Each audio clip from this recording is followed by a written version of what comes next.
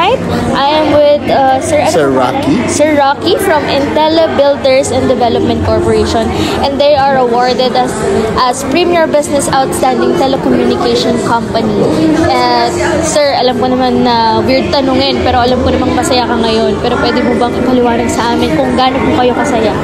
Well, sobrang saya kasi sa mga previous recognitions, dumagdag tong galing sa second Southeast Asian Business Premier and Achievers Award. Sobrang grateful kami for this recognition that you guys are recognizing our efforts and syempre yung mga contributions namin to the community as well, no? Yan. Ayan, sir. So, alam ko naman, sir, na hindi po ito yung inyong first time to receive an award. So, pwede nyo po bang sabihin sa ating mga viewers kung ano po ang pinagkaiba ng Southeast Asia Premier Business Achievers Award sa ibang award-giving bodies?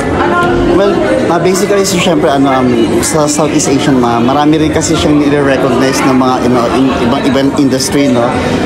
Similar din naman sa ibang award-giving bodies, but the thing is, focus kasi sila sa mas diverse na na tawag dito na contributions ng mga institutions and ng mga different companies and organizations and individuals. You are recognizing yung mga mga taong mga ganun nakakatulong sa ating community, no, and as well as for our country, no.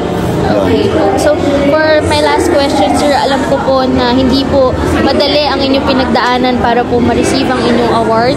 So, for tonight, so pwede nyo po bang i-share sa ating mga viewers kung ano po ang inyong secret to success?